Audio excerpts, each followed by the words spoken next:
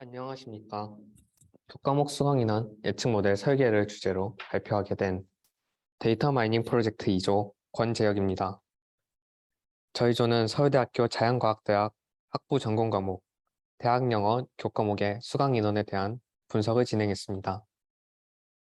발표의 진행 순서는 다음과 같습니다. 먼저 주제 및 데이터 전처리 과정에 대해 소개한 이후 자연과학대학 전공 과목과 대학영어에 대한 분석 및 결과, 결론까지 차례대로 말씀드리겠습니다.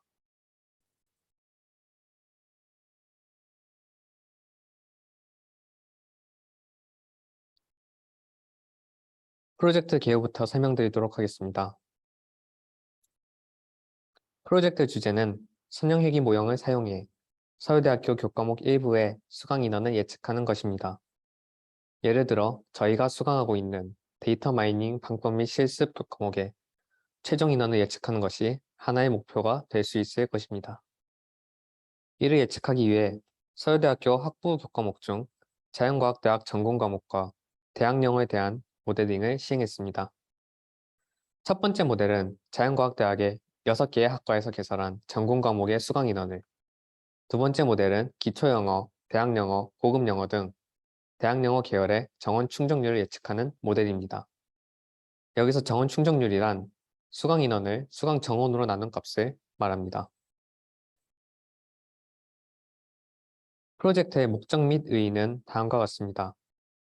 대부분의 강의는 수강 인원에 비례한 만큼의 조교 배정이 요구되며 강의실 또한 소속 건물로 한정되는 등 여러 가지 제약을 받게 됩니다. 하지만 전공 교과목의 경우 비전공생의 수강이나 교과목별 선호도 차이로 인한 수강인원 편차로 인해 정확한 수강인원을 예측하는 것은 어려운 일이며 이로 인해 신규 교과목 개설 시에도 수강 정원 산정에 대한 문제가 발생할 수 있습니다. 만일 수강 인원을 예측할 수 있다면 이를 통해 조교 및 강의실 배정이 효율적으로 이루어질 수 있을 것입니다. 이 외에도 자연과학대학 전공 과목 및 대학영어 수강 희망생의 수강 신청에 도움이 될 수 있을 것이며 신규 과목 개설 시 수강 정원을 산정하는 데 가이드라인을 제시할 수 있을 것입니다. 마지막으로 수강 인원에 영향을 미치는 요인을 파악해 수강 인원이 적은 교과목들에 대한 개선 방안을 마련할 수 있을 것이라 기대됩니다. 전반적인 분석 과정의 개요를 설명드리겠습니다. 먼저 데이터 수집입니다. 크게 두 가지 데이터를 사용했는데 하나는 2013년 1학기부터 2022년 1학기까지의 서울대학교 수강 신청 데이터이고 나머지 하나는 자연과학대학 학과별 수시 및 정시 경쟁률 데이터입니다. 각 데이터는 서울대학교 수강 신청 사이트 및 서울대학교 입학처 홈페이지를 통해 수집했습니다. 데이터 수집 이후 분석 전 사전 절차로 결측치 및 이상치를 처리했으며 로 데이터를 가공해 새로운 변수들을 생성했습니다. 해당 내용은 각 모형별 세부 설명에서 자세히 말씀드리도록 하겠습니다. 데이터 분석의 경우 예측력의 향상을 위해 모든 변수의 2차 인터랙션까지 고려한 나쏘의 모델을 사용했습니다. 또한 반응 변수의 분산 안정화를 위해 여러 가지 변환을 고려했으며 최적의 변환의 결정은 Validation Set Approach를 통해 진행했습니다. 자세한 과정은 다음과 같습니다. 저희는 최적의 트랜스포메이션과 최적의 람다를 찾기 위해 먼저 데이터를 트레인셋과 밸리데이션 셋으로 나누었습니다. 이후 각 트랜스포메이션에 대해 트레인셋 내에서 나쏘 모형 적합을 실시했습니다. 나쏘의 튜닝 파라미터 람다는 K-폴드 크로스 밸리데이션을 통해 결정했습니다. 이렇게 적합된 나쏘 모형들에 대해 밸리데이션 로스를 계산한 다음 밸리데이션 로스와 잔차 분석을 통해 최적의 트랜스포메이션을 결정했습니다. 마지막으로 최적의 람다를 찾기 위해 전체 데이터셋에 대해 다시 한번 K-폴드 크로스 밸리데이션을 거쳐서 최종 모형을 결정했습니다. 자연과학대학 전공과목 분석의 세부 과정에 대해 말씀드리겠습니다. 자연대 전공 교과목 데이터는 총 3031개의 자료로 구성되어 있으며 이를 예측하기 위해 총 13개 변수를 사용했습니다. 아래 예시는 데이터 마이닝 수업에 대한 변수별 값으로 교과 구분, 개설학과, 권장 수강 학년, 정원, 이수학점은 수강 신청 로우 데이터에서 주어진 값이며 금요일 수업 여부, 수업 시간, 실습 유무, 비대면 원칙 여부, 분반 개수, 교수 선호도, 교과목 선호도, 경쟁률 변수는 새롭게 생성한 변수입니다. 이 중 결측치가 있는 변수는 개설학과와 수업 교시가 있습니다. 개설학과가 결측치인 교과목은 선형대수학과 미분 방정식 및 연습 수업이었으며 사전 지식에 의거해 수리과학부로 대체 기재했습니다. 수업 시간은 결측치의 실제 값을 확인하기 어려워 결측치인 경우를 하나의 카테고리로 묶어서 간주했습니다. 수업 시간이 기재되어 있는 경우는 사전 지식을 기반으로 11시와 오후 3시 반을 기준으로 아침, 오후, 저녁으로 나누었습니다. 따라서 총 4가지 경우가 있는 범주형 변수가 됩니다. 권장 학년의 경우 0학년으로 기재된 이상치가 존재했습니다. 해당 강좌들은 다른 학기에 개설되었던 동일 교과목의 학년값으로 대체 기재했습니다. 다음은 설명 변수들에 대한 소개와 탐색적 자료 분석 결과입니다. 오른쪽 그래프는 교과 구분에 따른 정원과 수강 인원의 분포입니다. 정원과 수강 인원은 양의 상관관계가 있음을 확인할 수 있으며 대부분의 데이터가 y는 x 직선 아래쪽에 위치하고 있는 것을 볼 수 있습니다. 이는 정원이 수강 인원의 상한선 역할을 하기 때문입니다. 수강 인원이 수강 정원을 초과하는 것은 특별한 경우를 제외하고는 불가능하기에 이런 현상이 발생한 것으로 추측됩니다. 이 외에도 전선 과목 중에 뚜렷한 이상치가 존재하고 있는 것을 확인할 수 있습니다. 해당 데이터는 심층신경망의 수학적 기초이며 이번 학기에도 개설된 교과목이기 때문에 분석 대상에서 제외하지는 않았습니다. 다음은 수업 시작 시간 변수입니다. 크게 아침, 오후, 저녁과 수업 시간이 기재되지 않은 경우로 나누었는데 그중 오후 시간대에 열리는 수업이 가장 많았습니다.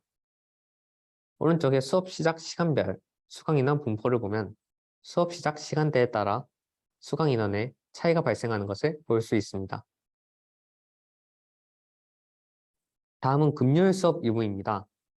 학생들이 금요일 수업을 선호하지 않는다는 사전 지식에 의거해 변수를 생성했으며 그림에서 볼 수 있듯이 실제로 금요일 수업이 있는 교과목에 수강 인원이 낮은 경향을 확인할 수 있습니다. 한편 오른쪽 그래프는 금요일 수업 여부에 따른 실습 수업의 비중인데 금요일 수업이 있을 경우 파란색으로 표시된 실습 수업의 비중이 높은 것을 확인할 수 있습니다. 이 또한 금요일 수업의 수강 인원이 낮은 것에 영향을 미쳤을 것이라 예상됩니다. 다음은 선호도 변수입니다.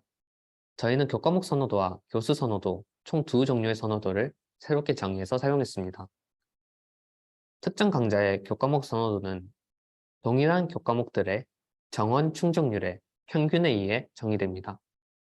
즉, 평균적으로 많은 사람이 들을수록 높게 측정되는 수치입니다. 또한 신규 교과목의 경우 동일 교과목이 없기 때문에 이를 해결하기 위해 선호도 변수는 평균이 0이 되도록 센터링되어 있습니다. 교수 선호도 또한 비슷한 방식으로 정의됩니다. 이런 선호도의 정의는 인베딩의 개념으로 이해할 수 있습니다. 자연과학대학 자료에는 600여 명의 교수자와 600여 개의 강좌가 존재합니다. 만약 이를 전부 범주형 변수로 간주할 경우 더미 베리어블이 약 600개 넘게 생성되는 문제점이 존재합니다.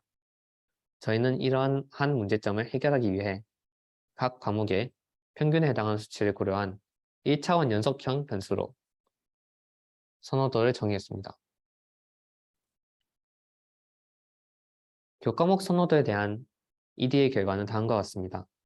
왼쪽 그래프에서 볼 수 있듯이 파란색으로 표시된 전필 과목의 분포가 빨간색으로 표시된 전선 과목의 분포보다 오른쪽에 위치하고 있으며 따라서 전필 과목의 교과목 선호도가 평균적으로 더 높은 것을 알 수 있습니다. 오른쪽 그래프는 교과목 선호도에 따른 수강 인원의 그래프인데 전선과 전필 모두 양의 상관관계를 보이는 것을 확인할 수 있습니다. 이외에도 학과의 선호도를 따라가는 지표를 만들기 위해 연도별, 학과별, 입시 경쟁률 자료를 사용했습니다. 이를 계산하기 위해 수시와 정시, 지원자 수 및 고하 정원을 합산했으며 최종적으로 총 지원 인원 나누기 총 모집 인원으로 경쟁률을 산출했습니다.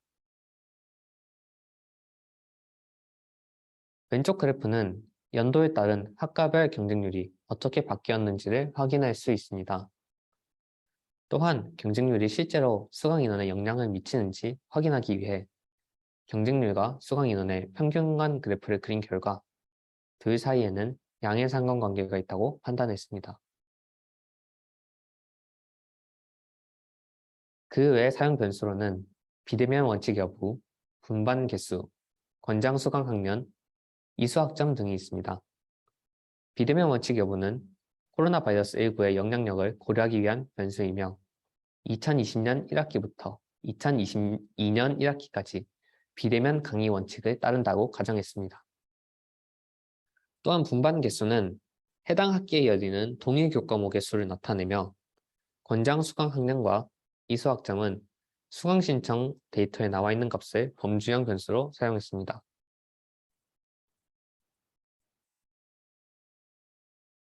이렇게 새롭게 추가된 변수들과 기존에 존재하는 수강 정원 등의 변수들로 수강 인원을 예측하는 모형을 적합하고자 했습니다. 특히 수강 정원 변수의 경우 그래프에서 확인할 수 있듯이 비선형 관계가 있다 판단되어 2차항까지 고려한 낫소를 시행했습니다. 반응 변수인 수강 인원은 기본적으로 라이트 스큐드 된 분포를 가지고 있습니다.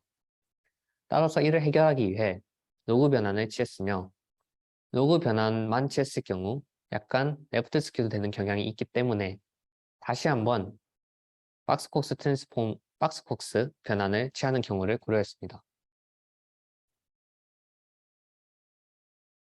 모형 적합에 사용된 변수는 다음과 같습니다. 앞에서 언급했듯 반응 변수인 수강 인원의 트랜스포메이션을 수치형 변수 5개와 범주형 변수 8개로 적합하는 모형입니다. 이때 이 13개의 변수에 세컨드 인터랙션까지 고려한 낫소 모델을 적합했으며 최적의 트랜스포메이션을 찾기 위해 2단계에 걸쳐 밸리데이션 셋 어프로치와 K-폴드 크로스 밸리데이션을 시행해 최종 모형을 확정지었습니다. 이때 범주형 자료 변수의 경우 기준이 되는 수치는 다음과 같이 잡았습니다. 통계학과 3학년, 오후 수업, 3학점, 금요일 수업이 없는 경우입니다.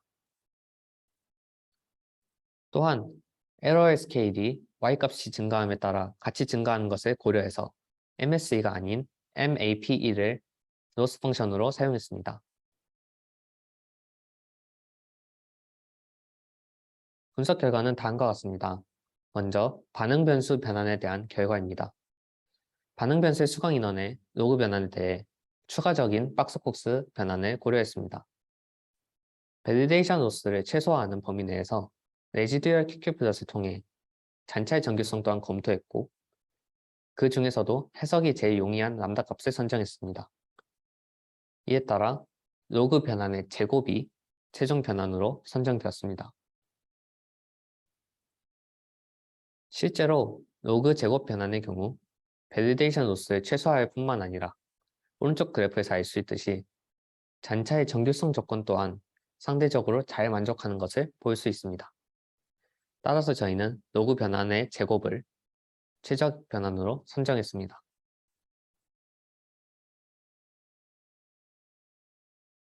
선정된 최종 모형에서 각 변수들의 영향력을 정리한 결과입니다. 낫소 모형을 사용했고 각 변수들은 표준화되어 있기 때문에 개수의 값을 직접 비교하는 대신 양의 영향력, 음의 영향력, 낫소의 제거됨 여부로 간단히 해석했습니다.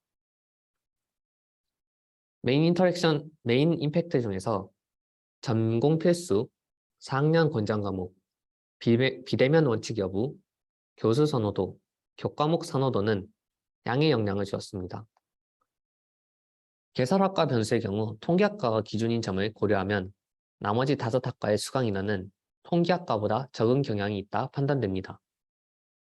그 외에 금요일 수업 유무가 음의 영향을 미치며 2학점 교과목이 3학점 교과목에 비해 수강 인원이 적고 또한 분반이 많을수록 수강 인원이 적어지는 것으로 예측되었습니다. 회색으로 표시된 변수들은 낫소에 의해 제거된 변수들입니다. 앞선 탐색적 자료 분석에서 수강 인원에 영향을 미칠 것이라 예상했던 수업 시작 시간, 실습 수업 여부, 경쟁률 변수 등은 제거된 것을 볼 수 있습니다. 정원의 경우 다음 슬라이드에서 추가 설명드리겠습니다. 이 외에도 인터랙션 텀의 경우 2차까지 고려했고 총 281개가 생성되었지만 그 중에서 133개가 제거되고 148개가 선택되었습니다. 하지만 이에 대한 별도 해석은 힘들다 판단해 따로 언급하지는 않겠습니다. 정원과 수강 인원 사이에는 저희가 비선형 관계를 가정했기 때문에 이를 확인하기 위해 추정 개수를 기반으로 관계식을 다시 구성했습니다. 경향은 다음과 같이 그래프에서 볼 수 있으며 전반적인 데이터의 추세는 잘 따라가고 있으나 아웃라이어로 인해 그래프가 기울어져 있는 것을 볼 수 있습니다. 이때 이 아웃라이어는 마찬가지로 심층신경망의 수학적 기초입니다. 선형된 최종 모형이 실제로 어떻게 추정하는지 확인하기 위해 몇 가지 예시들을 확인해 보았습니다. 아래 4개 예시는 모형이 잘 추정하는 예시입니다. 제일 위에 있는 2가지 경우와 같이 수강 인원이 수강 정원보다 많은 특수한 경우에도 모형이 상대적으로 잘 추정해 주는 것을 볼 수 있습니다. 한편 심층신경망의 수학적 기초 같은 경우 초대형 강좌이고 수강 인원이 상대적으로 적음에도 비슷하게 추정해 주는 것을 볼 수 있습니다. 하지만 모형이 실제로 잘 적합하지 못하는 경우도 있었습니다. 모형이 실제보다 높게 추정하는 경우도 있었으며 반대로 너무 작은 추정값을 제시해주는 경우도 존재했습니다.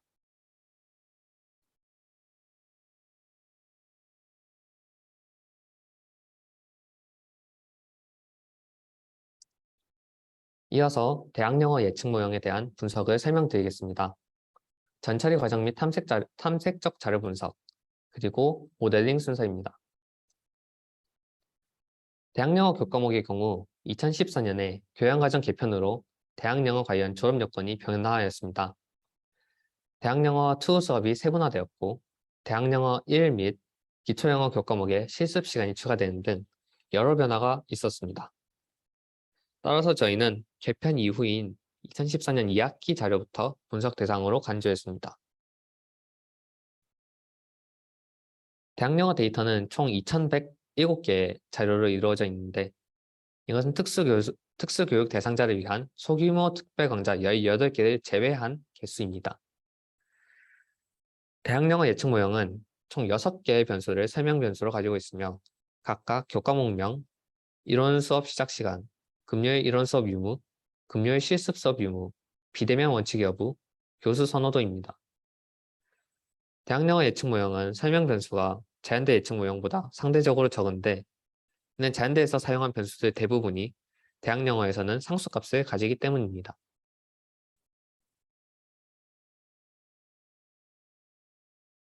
대학영어 모형은 수강 인원이 아닌 정원 충족률을 예측하는 것을 목표로 합니다. 대학영어는 15명 혹은 20명으로 수강 정원이 항상 고정되어 있으며 이로 인해 수강 인원의 분포는 15와 20을 중심으로 한 바인모달한 분포의 양상을 띠고 있습니다. 하지만 정원 충족률의 경우 1근방에서 유니모달한 분포를 가지고 있기 때문에 따라서 정원 충족률이 분석에 더 적합하다 판단되어서 이에 대한 분석을 진행했습니다.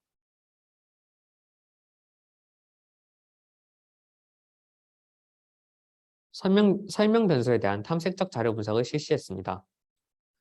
대학영어 데이터는 단 11개의 교과목만으로 이루어져 있습니다. 앞서 분석한 자연대 전공 모형과 달리 대학영어의 교과목 변수는 차원이 크지 않아 굳이 교과목 선호도라는 새로운 변수를 사용할 이유가 없다 판단되었습니다. 그 대신 각 과목을 범주형 변수로 사용했으며 과목 간에는 육안으로 식별할 수 있는 수준의 분포 차이가 존재했습니다. 대표적으로 기초영어, 대학영어, 고급영어 영어 등이 다른 비인기 고급 영어들에 비해 정원 충족률이 큰 수치인 것을 확인할 수 있습니다. 교수 선호도 변수는 앞서 자연과학대학 분석과 동일한 방식으로 정의해서 사용했습니다. 교수 선호도와 정원 충족률에는 유의미한 양의 상관관계가 있는 것 또한 확인할 수 있습니다. 금요일 수업 유무 또한 변수로 고려했습니다. 영어 수업은 이론 수업과 실습 수업으로 나뉘는데 왼쪽은 금요일 이론 수업 유무, 오른쪽은 금요일 실습 수업 유무입니다. 둘 다 금요일 수업이 있는 경우가 정원 충족률이 높았습니다. 이러한 결과가 나온 것은 수업의 구조와 상관이 있습니다. 금요일에 이론 수업이 있는 교과목은 기초 영어밖에 없으며 금요일에 실습 수업이 있는 교과도 기초 영어 및 대학 영어 1밖에 없습니다. 그런데 기초 영어 및 대학 영어 1은 정원 충족률이 높은 강의이기 때문에 금요일의 효과가 양의 영향으로 보이는 것 같은 결과가 나오게 됩니다. 마지막으로 코로나 바이러스 사태로 인한 영향력을 확인하기 위해 연도별로 정원 충족률 그래프를 그려보았습니다. 이로 인해 2020년부터 2022년까지는 비대면 수업이 원칙이었는데 다른 연도에 비해 정원 충족률이 더 크게 형성되어 있음을 확인할 수 있습니다. 이는 비대면 수업으로 인해 건물 간 이동이나 팀 과제가 줄어들고 절대평가로 전환되었기 때문이라고 추측할 수 있습니다.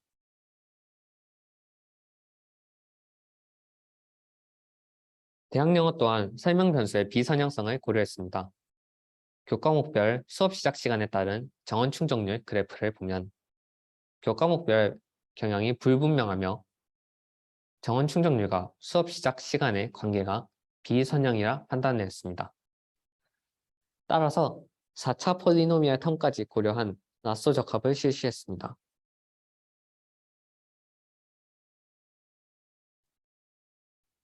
앞서 자연과학대학 모형과 비슷하게 정원 충족률 또한 별도의 변환 없이는 레프트 스큐된 분포를 가지고 있음을 확인할 수 있습니다.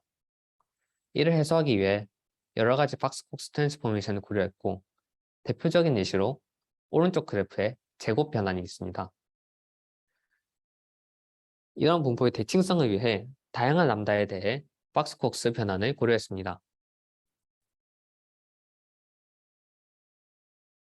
변환들을 고려한 전체 모형은 다음과 같습니다. 정원 충족률 변환에 대해 수치형 변수 2개, 범증 변수 4개를 이용해 낯선 모형을 적합했고 여기서 교과목명은 고급 언어, 연극을 기준으로 나머지 10개 과목의 상대적 수치입니다. 전반적인 모형 적합 과정은 자연과학대학의 전공 과목의 과정과 동일하며 반응 변수 정원 충족률에 대한 밸리데이션 로스로는 앞서서 사용했던 MAP가 아닌 MSE를 사용했습니다. 분석 결과에 대해 말씀드리겠습니다. 먼저 반응 변수의 변환 차수, 변환 차수는 밸리데이션과 잔차 분석에 의거해 결정했습니다. 밸리데이션 셋 로스를 확인해 보면 이 근방에서 최소화되는 것을 확인할 수 있습니다. 또한 이 근방에서 최소점을 가진 후 오른쪽으로 가면 엘보가 형성되는 것을 확인할 수 있습니다. 변환하지 않은 경우와 최종 선정된 제곱 변환에 대한 레지듀얼 큐큐 플롯을 보면 최종 제곱 변환 모형이 정규성 과정 또한 더 잘 만족하는 것을 확인할 수 있었기에 제곱 변환을 최적 변환으로 선정했습니다.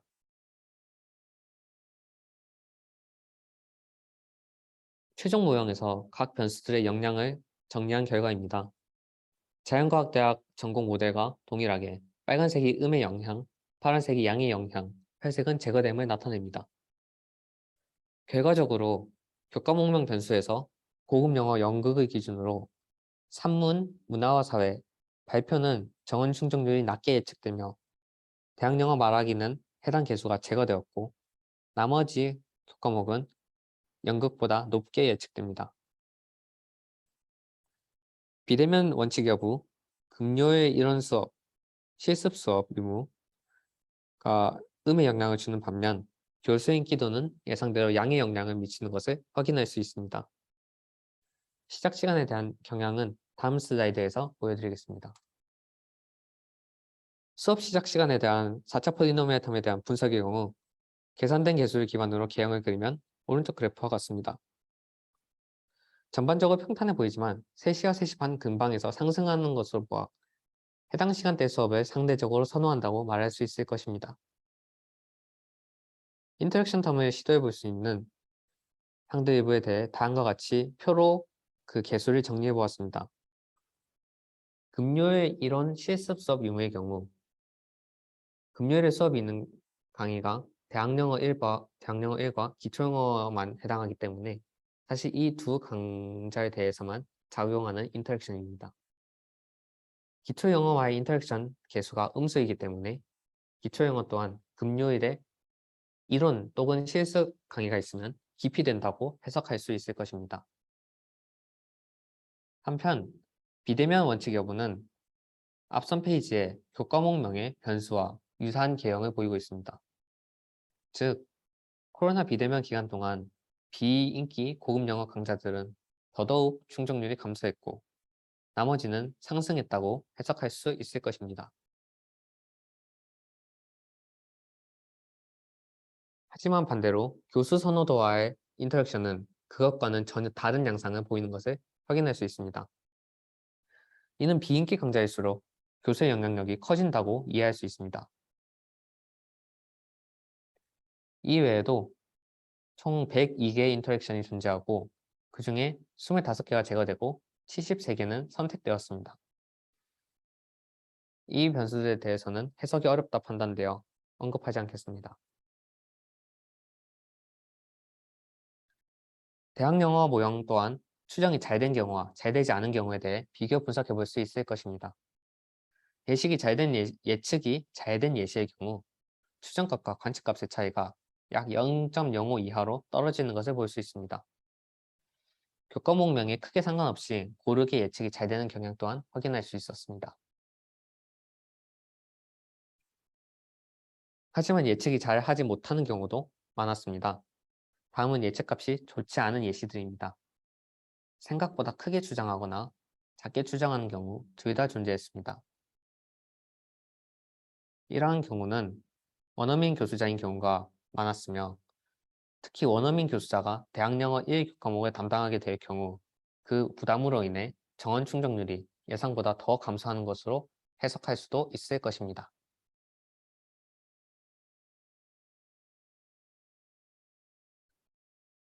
마지막으로 저희의 분석 결과를 요약하고 결론 및 제안에 대해 말씀드리겠습니다. 이번 프로젝트에서 저희는 자연과학 대학 전공 교과목과 대학영어 계열 교과목에 대한 회귀 모형 분석을 진행했습니다. 예측력을 높이기 위해 낯서 기반 모형으로 적합을 실시했으며 이외에도 크로스 밸리데이션, 밸리데이션 셋 어프로치, 레지듀얼 어널리시스, 박스콕스 트랜스포메이션 등의 기법을 활용했습니다. 그 결과 다음과 같은 두 개의 낯선 모델을 최종적으로 선택했으며 모형식에서 파란색은 양의 개수, 붉은색은 음의 개수, 회색은 제거된 변수를 나타냅니다.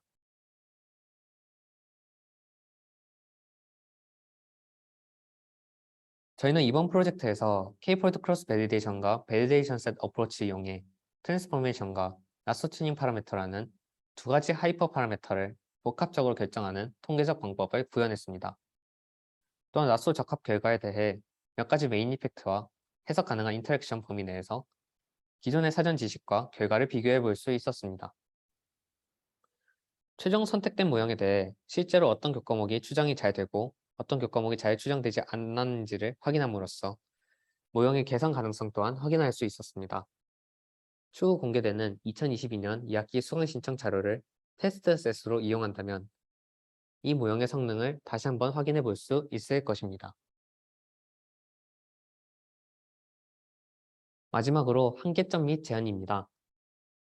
제한된 전공 모형의 경우 수강 인원을 예측하는데 수강 정원 또한 설명 변수로 사용하고 있습니다. 이는 수강 정원이 공개되었을 때 의미가 있는 예측 모형으로 수강 인원 신청을 하는 대학생 입장에서는 유효한 모형일 수 있습니다. 하지만 수강 정원을 설계하는 대학 입장에서 사용할 수 있는 예측 모형은 아니라 판단됩니다. 만약 수강 정원에 대한 의존성 없이 수강 인원에 대한 수요를 계산할 수 있다면 대학에서도 이를 활용해 강좌별 수강 인원 수요에 적합한 수준의 수강 정원을 배정할 수 있을 것이라 생각됩니다. 또한 각 강좌들의 강의 계획서를 일괄적으로 수집할 수 있는 방법이 있다면 훨씬 더 좋은 분석을 할 수 있을 것이라 생각됩니다. 강의 계획서상에 기재되어 있는 과제량, 시험 시기와 횟수, 수업 형식 등에 대해 새롭게 변수를 정의하고 조금 더 세밀한 변수 선택을 할 수 있을 것입니다. 비슷한 의미로 교수자와 교과목에 대한 강의 평가 점수 또한 접근 가능하다면 객관적인 선호도 지표로 사용할 수 있을 것입니다. 마지막으로 과거 자료의 경우 학기가 종료된 시점에 자료만 존재했기 때문에 수강 신청 변경 기간 동안에 변동을 확인할 수 없었습니다. 만약 수강 신청 변경 기간 동안에 변동에 대한 자료가 있었다면 단순히 수강 인원에 대한 분석뿐 아니라 수강 취소자에 대한 분석도 진행할 수 있을 것입니다. 이상으로 데이터 마이닝 프로젝트 2조 발표 마치도록 하겠습니다. 발표 들어주셔서 감사합니다.